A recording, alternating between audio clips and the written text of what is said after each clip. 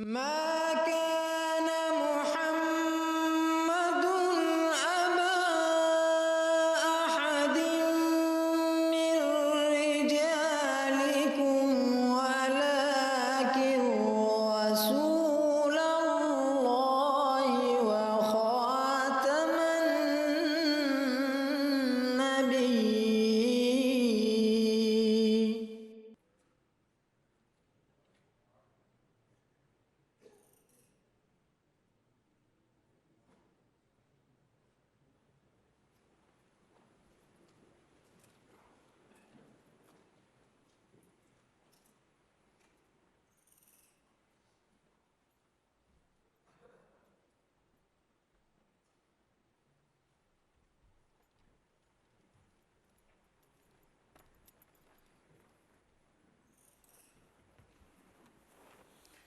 السلام علیکم ورحمۃ اللہ.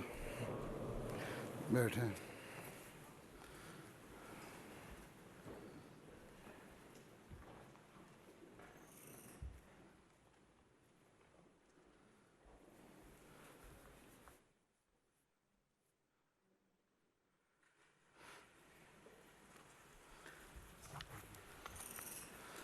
تلاوت حافظ فضل ربی صاحب.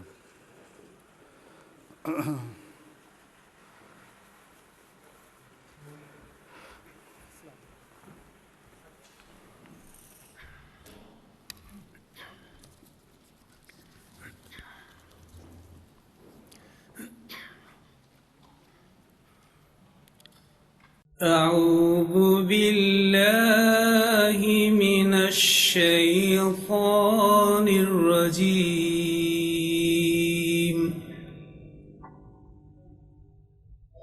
بسم الله الرحمن الرحيم.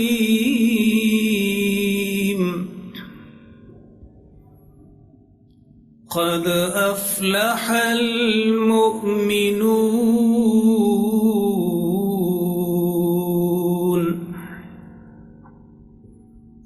الذين هم في صلاتهم خاشعون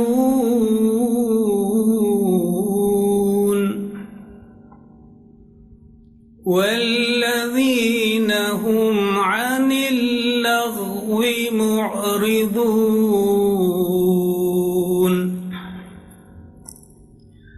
والذين هم للزكاة فاعلون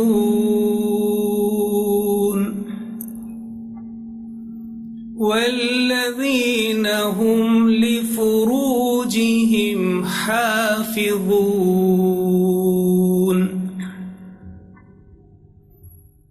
إلا على أزواجهم أو ما ملكت أيمانهم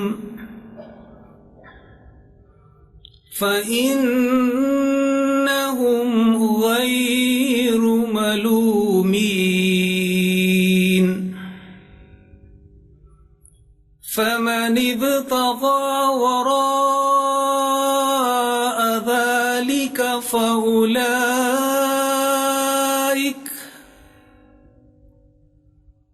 فأولئك هم العادون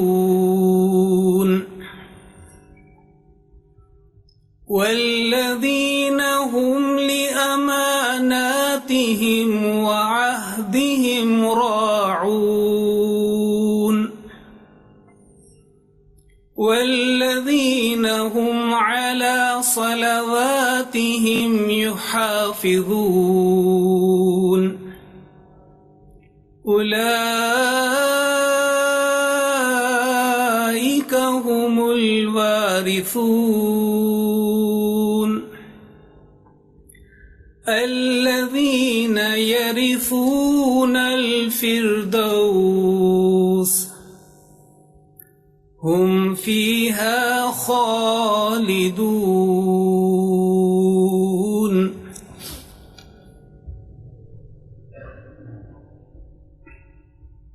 ٹرانسلیشن طاہر سے. Traduction par M. Tahir Salbi.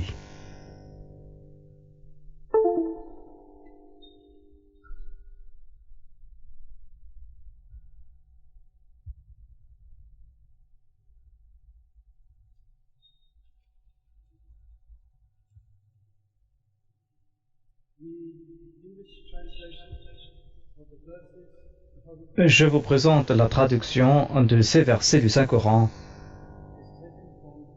Ce sont les versets 1 à 12 de la sourate Al-Mu'minun, chapitre 23 du Saint-Coran.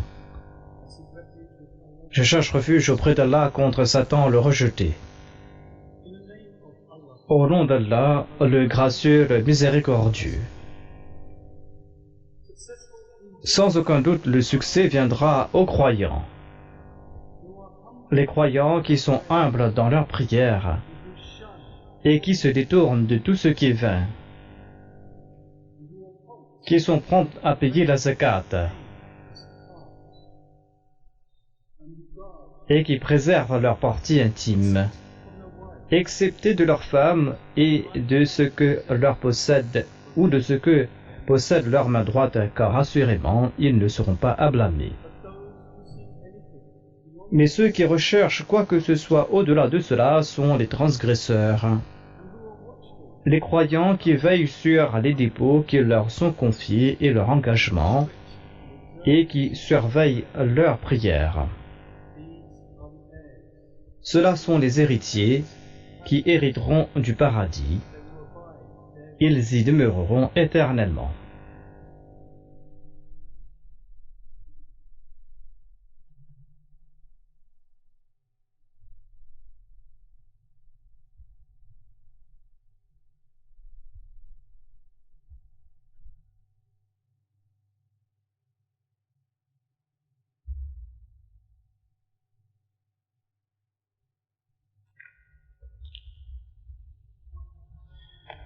Assalamu alaikum warahmatullah.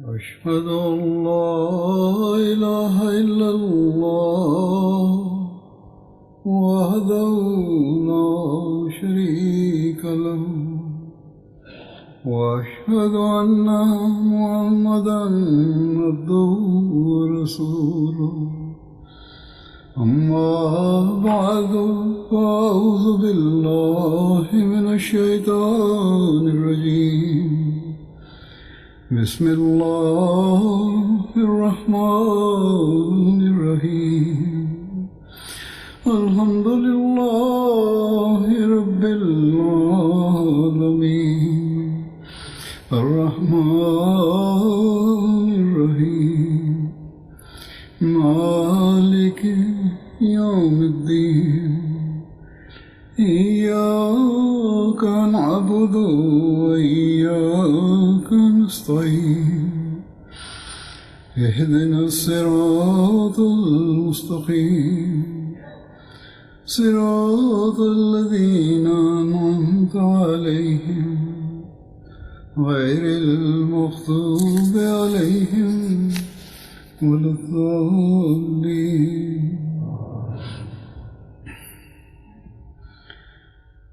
As you're all aware, Comme vous le savez déjà, au cours des précédentes années, la pandémie de la COVID-19 a restreint des événements à travers le monde. Et les événements de la Jamaat ont aussi été affectés. Ainsi, au cours de ces quelques dernières années, la Jamaat du Royaume-Uni ainsi que les autres Jamaat du monde entier ont tenu leur Majlis et Shura en mode virtuel et les programmes étaient très limités comparés à la situation normale. Ainsi donc, aujourd'hui, nous sommes très ravis qu'après environ 3 ans, Allah nous a permis de nouveau de nous réunir et de réunir la Jamaat, de réunir la Majlis Shura de la Jamaat du Royaume-Uni. Et les membres de la Shura ont pu donc se réunir en personne et les événements ont pu donc se tenir. Et je pense qu'il en est de même concernant les Jamaat du Canada, des États-Unis et d'autres pays. Par la grâce d'Allah, cette année-ci, cette année marque le centenaire de l'institution de la Majlis Shura. Ainsi donc, j'espère que tous les membres auront réfléchi concernant donc cette étape importante et que les membres ont pu apprécier comment, depuis l'institution de la Majlis Shura, cette institution n'a cessé de progresser d'année en année. Et la tâche de cette institution n'a cessé de prendre de l'ampleur. On n'a qu'à regarder l'histoire de la Jamaat brièvement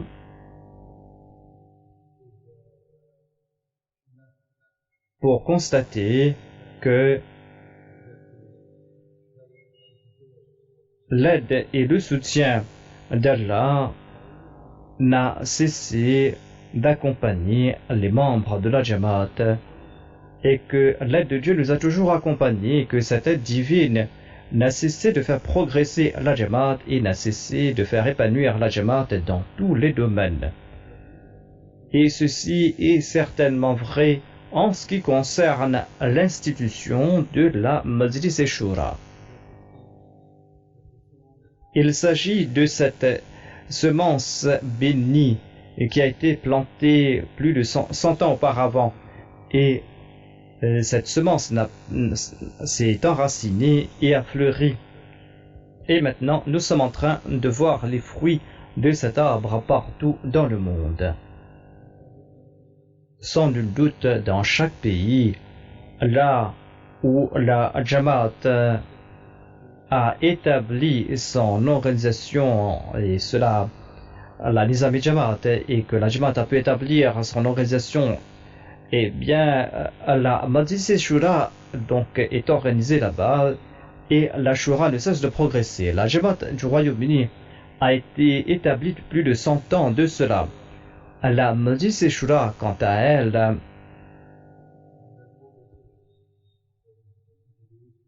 a été introduit ici au Royaume-Uni quelques décennies de cela, ou quelques décennies plus tard, après sa fondation. En fait, ce fut après la migration du 4e calife au Royaume-Uni que la Majlis Shura a commencé à travailler de manière plus efficace. À présent, par la grâce d'Allah, selon moi, au point de vue administratif et d'un point de vue procédurial, eh bien, la Majlis Shura, ici au Royaume-Uni, est bien établie. Et j'espère qu'il en est de même dans ces différents pays où la Shura est organisée et dans ces pays où l'on est en train de participer à la Majlis Shura.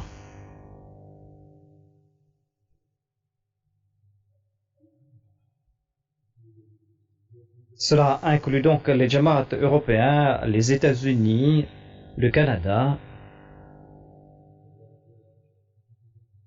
et les grandes Jamaat sur le continent africain.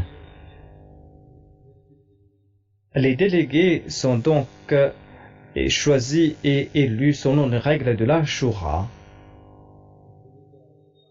Et les propositions sont faites et ces propositions qui sont approuvées sont incluses dans le programme pour les débats, pour les délibérés. pour les délibérer, et ce par les membres de la Shura.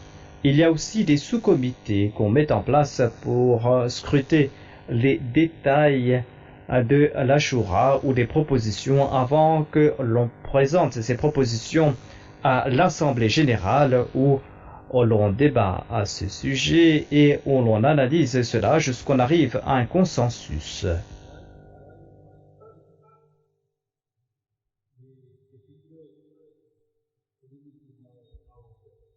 Les éléments donc de la procédure pour la Shura sont établis, mais malheureusement, selon moi, à mes yeux, il y a quand même nombre de lacunes concernant la compréhension du sens de la Shura, et ce par les membres des comités et des délégués. Ils n'ont pas compris l'ampleur de la responsabilité comme il se doit et la confiance qu'on a placée en eux.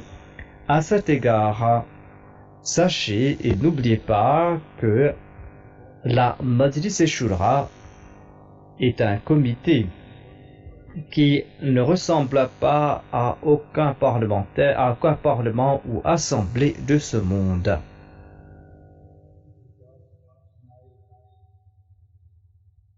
La Majlis Shura ne ressemble à aucune assemblée ou parlement de ce monde. Nous n'avons qu'à regarder les parlements de ce monde pour constater comment il y a des débats qui sont sans fin dans ces assemblées, des débats qui ne mènent nulle part. Ces débats ne font qu'attiser l'hostilité et les conflits entre les membres de ces parlements. En fin de compte, tous ces débats ne font qu'attiser la division parmi ces nations et souvent ces débats ne font qu'accroître les tensions entre différentes nations, comme nous sommes en train de le constater ces jours-ci.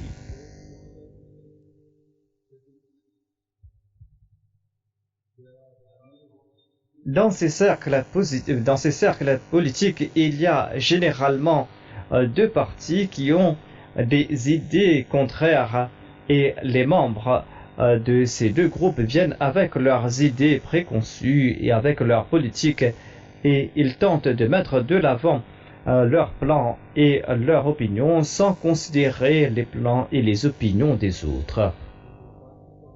Ils souhaitent tout simplement qu'on adopte la politique de leur parti politique.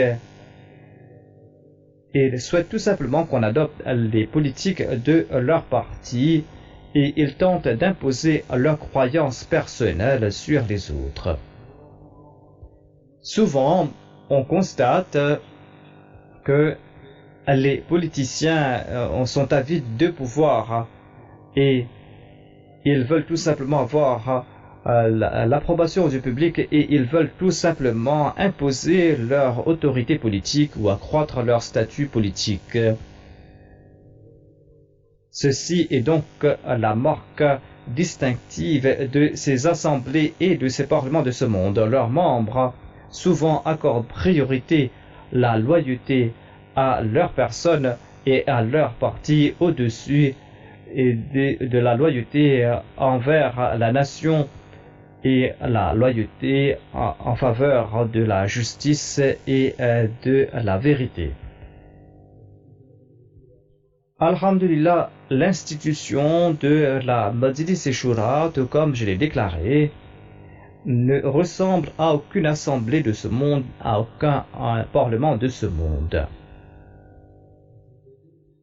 La Shura est donc un comité consultatif, un corps consultatif qui a beaucoup plus de valeur et beaucoup plus d'importance qu'aucun parlement en ce monde, qu'aucun congrès en ce monde. Mais cela sera le cas uniquement lorsque les membres de la Majlis Shura sont des personnes qui personnifient l'intégrité et qui font montre de la plus haute qualité morale et qui sont aussi exemptes de toute forme de politique ou de toute forme de tromperie.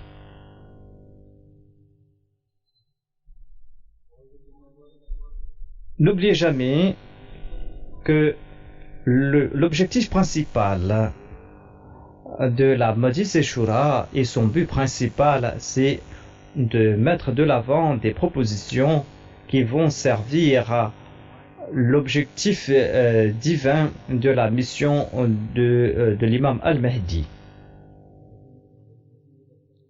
le Messie promis alayhi salam. Le Messie promis alayhi salam qui a été envoyé pour ranimer, pour faire revivre les enseignements glorieux du saint prophète Mohammed lui et pour transmettre le message de l'islam aux quatre coins du monde. Ainsi donc, en tant que membre de la Majlis Shura, il vous incombe de présenter vos recommandations sincères au calife de l'époque, le qui est le père spirituel de toute la Jamaat. Par la suite, le calife va donc réfléchir sur vos conseils avec l'objectif de faire en sorte que tout plan que vous allez mettre de l'avant sont des plans qui vont faciliter la diffusion du message de l'islam et que ces plans vont attirer l'humanité vers son créateur et que ces plans vont attirer l'attention des gens vers leurs devoirs envers autrui et leur cause. Vous aurez donc accompli vos devoirs avec des intentions qui sont pures et que vous l'avez fait de manière appropriée et que vous avez agi de la sorte à tout instant.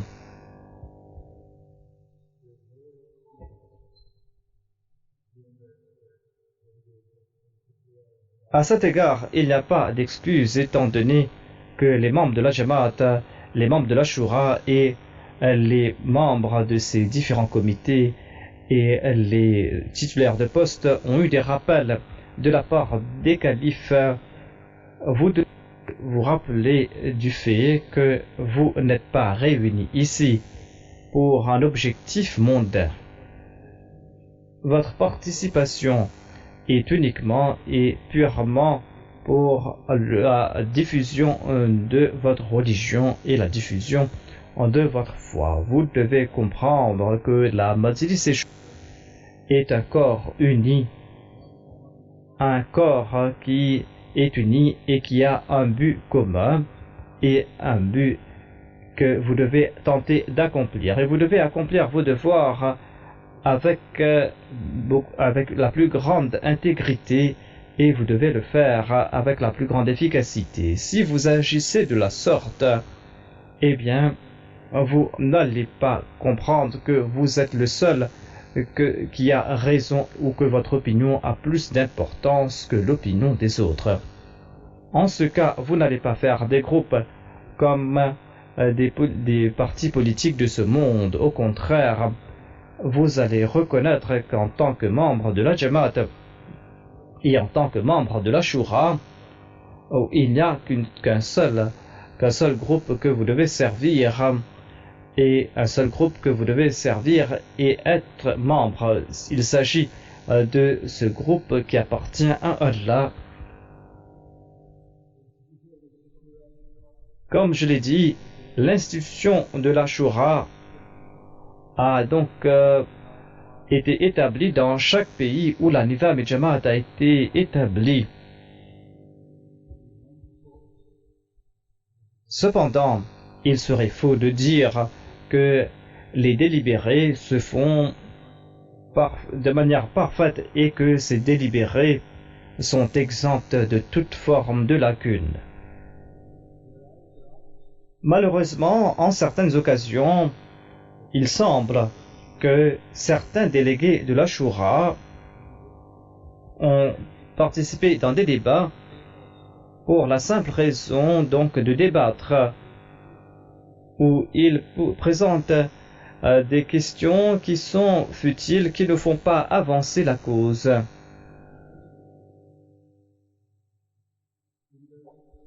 De même, dans certains cas, l'on a constaté que certains délégués n'ont pas cru que ceux qui s'opposent à eux sont en train d'agir avec sincérité ou qu'ils sont de bonne foi.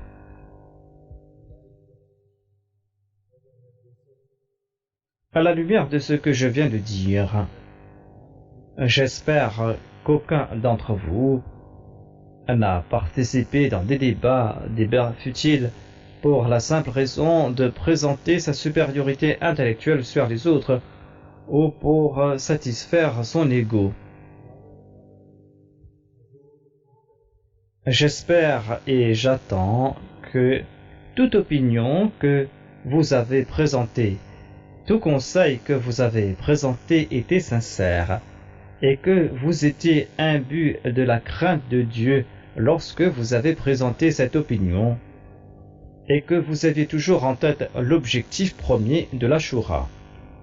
L'objectif de l'Ashura qui est de faire diffuser le message de l'islam à chaque nation et à chaque individu en ce monde.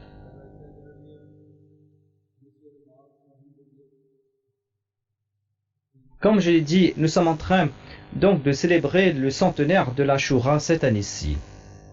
L'Ashura qui a été établie donc 100 ans de cela au sein de notre Jamaat. Et en pareil instant, il est important donc de réfléchir sur le passé. De réfléchir sur le passé afin d'apprécier davantage les bénédictions qu'Allah nous a octroyées. Regardons la première Majlis Shura qui a eu lieu en 1922. Le budget pour la Jamaat présenté par le deuxième calife était de 55 000 roupies. Si on ajuste cela à l'inflation, cela représente aujourd'hui environ 150 000 à 200 000 livres sterling aujourd'hui. Aujourd'hui, par la grâce d'Allah, le budget annuel de la Jamaat de la Royaume-Uni a atteint des millions de livres sterling. Il en est de même de ces différentes Jamaat comme la Jamaat du Canada, des États-Unis ou de l'Allemagne et d'autres Jamaat du monde entier. Sans nul doute, les bénédictions et les faveurs qu'Allah nous a octroyées, les faveurs qu'Allah nous a accordées sont donc sans fin. Il fut un temps où la Jamaat n'avait même pas les moyens pour payer les salaires des Waqifin et Zindagi. Durant ces temps de difficulté, les Waqifin ont laissé un grand exemple de patience et de confiance en Allah le Tout-Puissant. Les Waqifin ne se sont jamais plaints s'ils n'ont pas reçu de salaire ou d'allocation. Au contraire, eux et les membres de leur famille ont donc enduré la faim et ils ont mené une vie de grande simplicité et ils n'ont cessé de servir la Jamaat et ils l'ont fait avec un grand dévouement et un grand zèle. Nous ne devons jamais oublier les sacrifices de ces Waqifin. Certainement, ils sont des exemples pour tous les Waqifin et Zindagi d'aujourd'hui, pour tous les titulaires de poste et pour tous les membres de l'Ashura. Tout Ahmadi doit remercier Dieu que les circonstances financières de la Jamaat sont bien meilleures aujourd'hui depuis cette époque.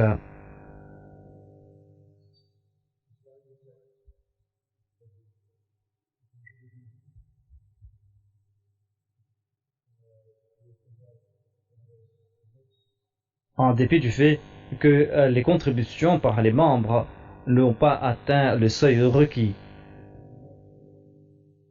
Et Il n'est plus le cas maintenant que nous n'avons pas de sommes pour bâtir des mosquées. Il n'est plus le cas maintenant que nous n'avons pas assez de ressources pour imprimer notre littérature. Il n'est plus le cas maintenant que nous, les membres de la Jamaat ou les membres de la Shura, ont des difficultés à trouver les moyens de base pour financer les projets dans le domaine du tablir. Aujourd'hui, aujourd'hui, ce n'est plus le cas que nous n'avons pas assez d'argent pour payer les allocations des employés à plein temps de la Jamaat.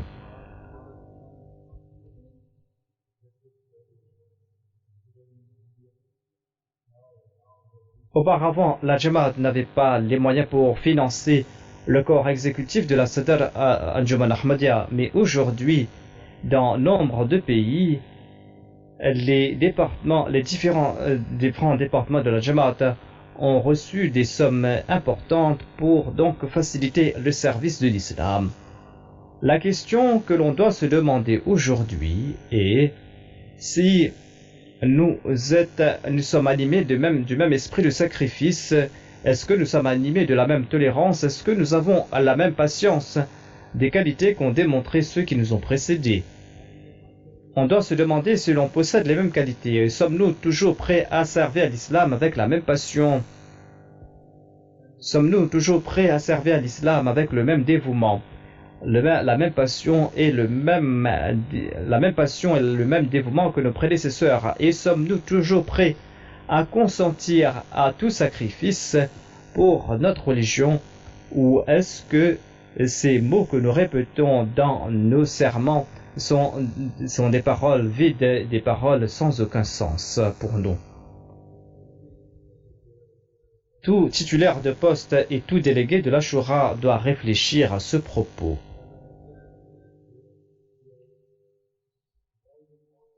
Comme je l'ai dit, nous sommes tous témoins du fait que les bénédictions d'Allah ne cessent de pleuvoir sur nous.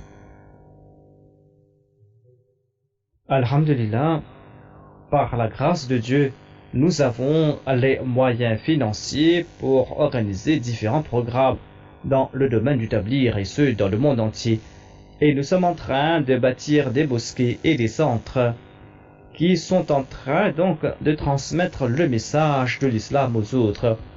Et nous sommes en train donc de mettre en place ces programmes pour favoriser l'entraînement moral et spirituel de nos membres. Nombre des membres de la Jamaat sont en train d'exceller dans le domaine des sacrifices financiers. Et pour la cause d'Allah, donc, ils sont en train de consentir des sacrifices. En sus de ces projets qui sont financés par la Chanda'am ou par des fonds officiels de la Jamaat, il y a certains Ahmadis qui sont en train de financer personnellement la construction de différentes mosquées dans des pays en difficulté.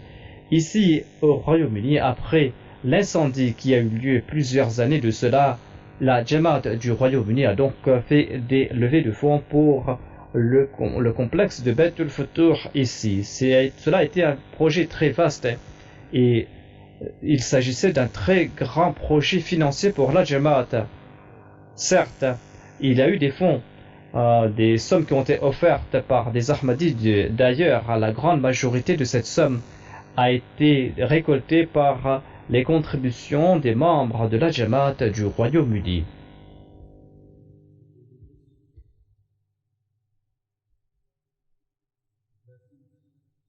Vu ces bénédictions immenses qu'Allah nous a octroyées,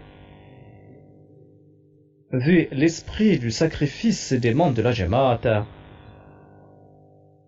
vu ces bénédictions et ces sacrifices, il incombe à chacun d'entre vous d'accroître vos supplications et de remercier Dieu davantage.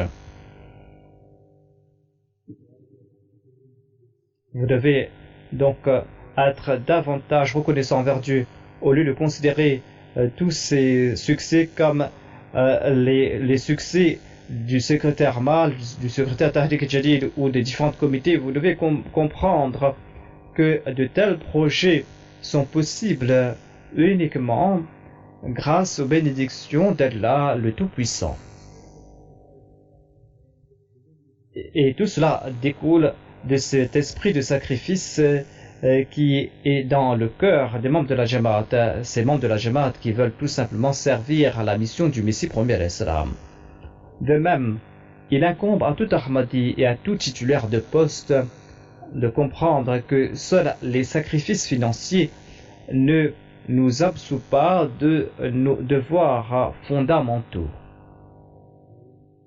Ce devoir fondamental qui est d'accroître notre niveau spirituel et notre niveau moral.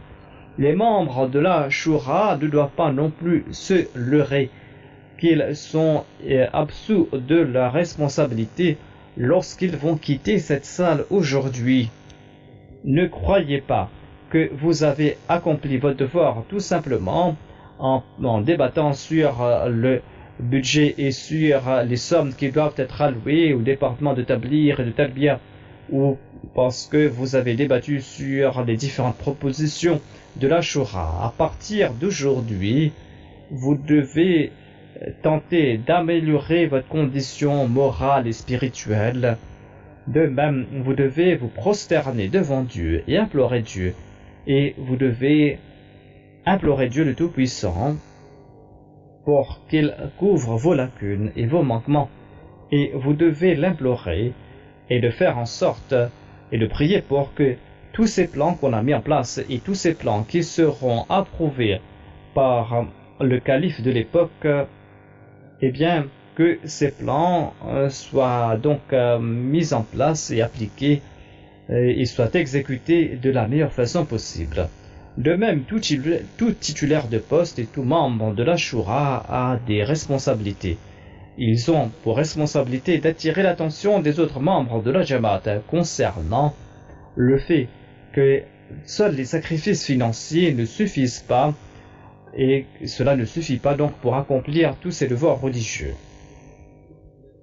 Leurs sacrifices ne seront pas bénis tant qu'ils ne cessent d'améliorer leur état spirituel et leur niveau moral. C'est là que les membres de la Jamaat seront récipiendaires et les héritiers des bénédictions véritables de la part d'Allah et de ses récompenses véritables. Si tous les musulmans ahmadis tentent de progresser avec cet esprit, s'ils sont animés de cet esprit, eh bien certainement notre lien individuel et notre lien collectif avec Allah ne cessera de se renforcer et ne cessera de progresser. Si nous tentons d'exceller dans l'adoration de Dieu, eh bien certainement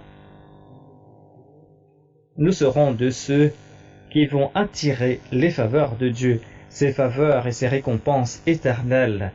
Ainsi donc, vous devez implorer Dieu, vous devez donc prier pour qu'Allah bénisse tous les plans, toutes les recommandations faites par la Shura, et que vous ne devez pas uniquement exceller dans le domaine de l'administration et de la gestion. Vous devez plus qu'auparavant prier davantage. Vous devez prier pour que vous soyez comptés de parmi ceux qui ne cessent d'adorer Dieu et de ceux qui ne cessent de progresser dans leur état moral et spirituel, et de ceux qui sont des véritables exemples pour les autres.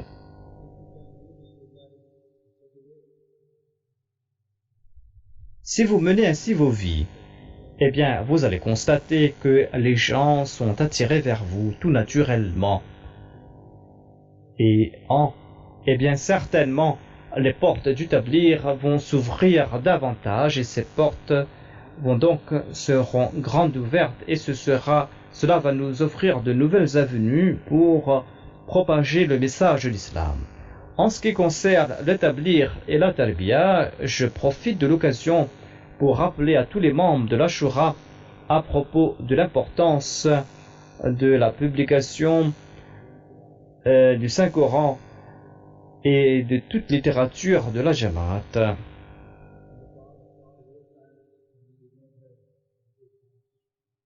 Dans le passé, nous n'avions pas assez de fonds pour imprimer le Saint-Coran ou d'autres ouvrages et à une grande échelle.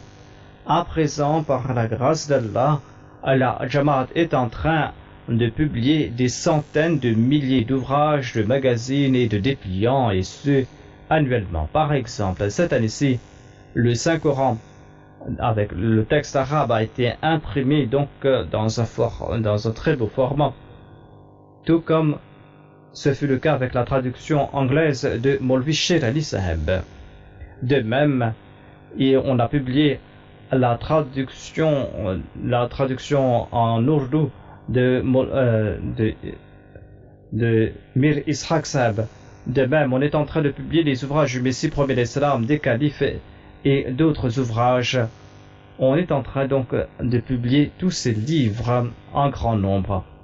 Auparavant, nous n'avions pas les moyens donc pour financer la littérature, et maintenant que nous avons tant d'ouvrages, le département Ishad a rapporté que les Jamaat nationales et les individus au sein de la Jamaat ne sont pas en train de profiter de ces ressources, tout comme cela aurait dû être le cas. Dans les centres et dans nos magasins, il y a une grande quantité d'ouvrages qui sont sur les étagères. De même, la littérature qui est envoyée dans les différentes Jamaat nationales, eh bien, on ne les utilise pas à la manière dont il doit être, et souvent ces littératures restent dans les magasins ou dans les centres et sont couvertes de poussière.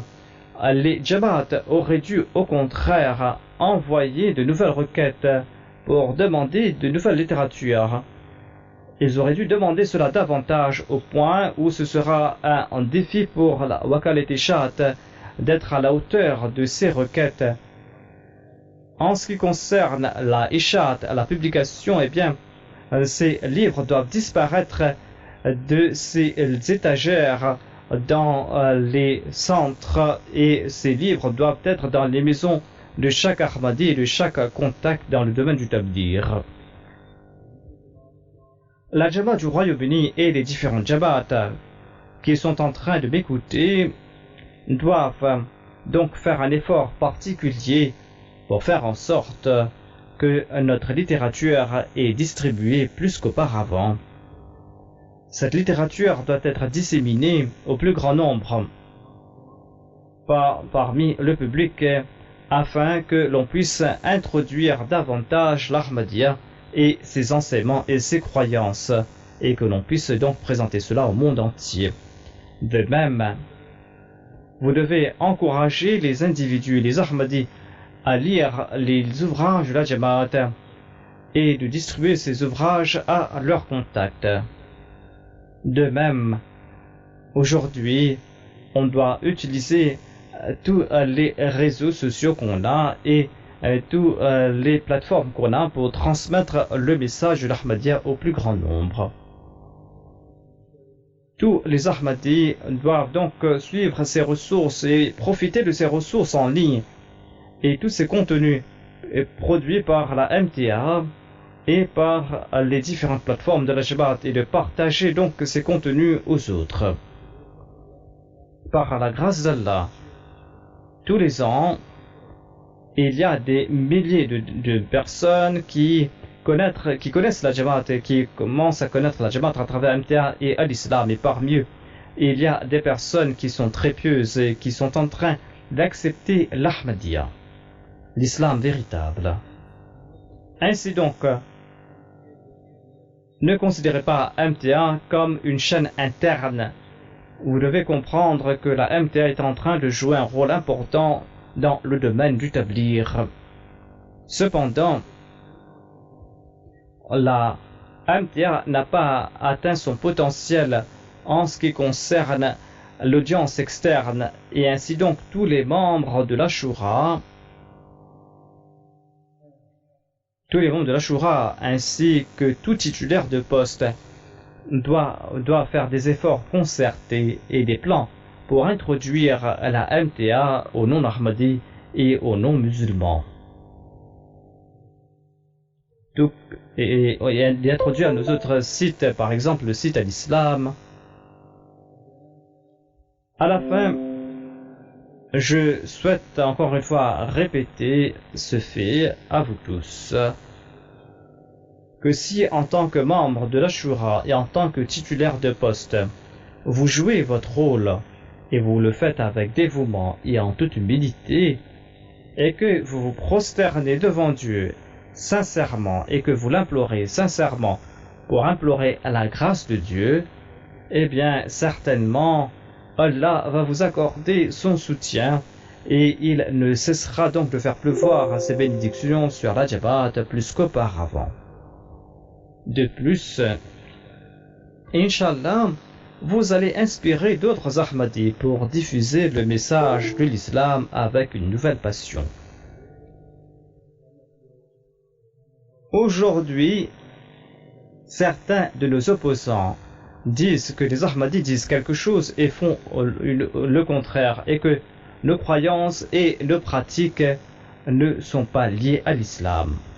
Ce sont là des allégations qui sont sans fondement, mais cela est un rappel pour nous, à savoir que nous devons faire en sorte qu'il n'y ait pas la moindre contradiction entre nos paroles et nos actes, ou qu'il n'y ait pas la moindre donc différence entre nos paroles et nos actes, et que tous nos actes soient en accord aux enseignements de l'islam.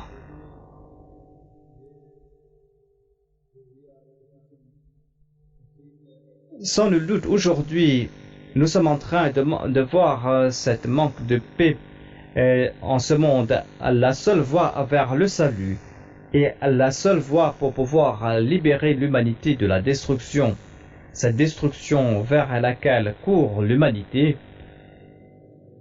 eh bien, le seul moyen donc pour protéger le monde et de faire reconnaître à l'humanité son créateur est de faire en sorte que l'humanité se soumette à son créateur. Ainsi donc, nous devons aller de l'avant, nous devons guider l'humanité et éclairer l'humanité concernant nos devoirs envers Dieu et nos devoirs envers autrui. Mais nous ne pourrons pas le faire tant que nous ne sommes pas en train de mettre en application les enseignements et les valeurs que nous ont présentés le Saint-Coran, le Saint-Prophète Mohammed lui et à notre époque le Messie promis à l'Islam.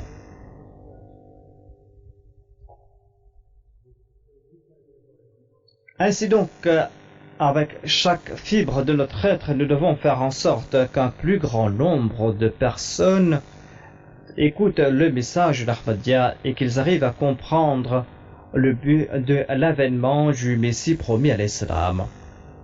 C'est à ce prix que nous pourrons dire que nous sommes en train d'atteindre l'objectif de l'institution de l'Ashura. C'est là que nous pourrons, c'est là que vous pourrez servir en tant que soutien sincère du calife de l'époque. Le calife de l'époque qui tente de guider de la Jamaat, de sorte que la Jamaat puisse donc atteindre de nouveaux sommets. C'est là que vous pourrez jouer votre rôle qui est de faire en sorte que tous les membres de la Jamaat bougent dans la même direction en tant que communauté unie. Et que vous êtes donc unis sous la bannière du califat. Et que vous êtes tous en train de partir dans la direction de cette victoire véritable, cette victoire de l'islam et du saint prophète, paix soit lui. Ainsi donc, j'espère et je prie que toutes vos délibérations et toutes les recommandations que vous m'avez faites sont basées sur l'objectif véritable de l'Ashura et que vous aviez toujours en tête l'objectif de l'Ashura lorsque vous avez présenté ces résolutions et que vous aviez vous avez l'intention de faire en sorte que la Jamaat soit unie davantage et que le message de l'islam puisse être transmis au plus grand nombre. Avec ces quelques mots, je prie qu'Allah bénisse l'institution de la Shura qui entre dans son 2e siècle, et que notre Jamaat soit toujours témoin de ses bénédictions de Dieu et de ses récompenses. Amin. Maintenant, nous allons prier. Amen. Now join me in silent prayer.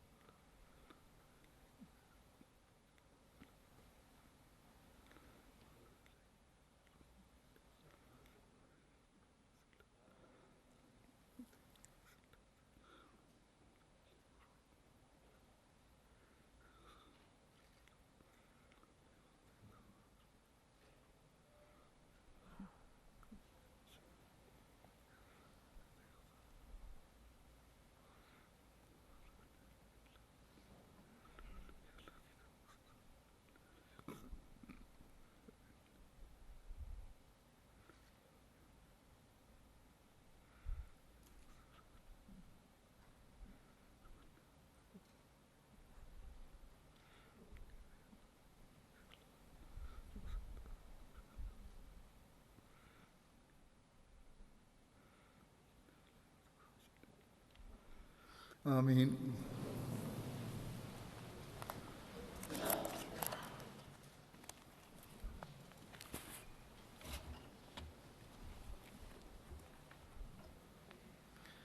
Assalamu alaikum warahmatullah.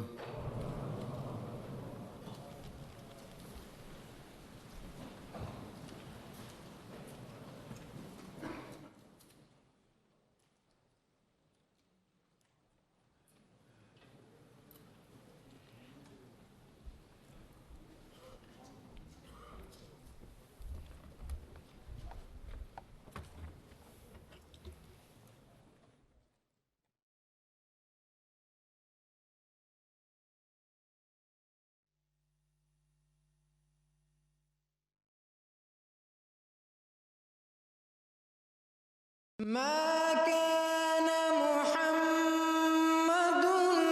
أبا أحد من رجالكم ولكن رسول الله وخاتم النبيين.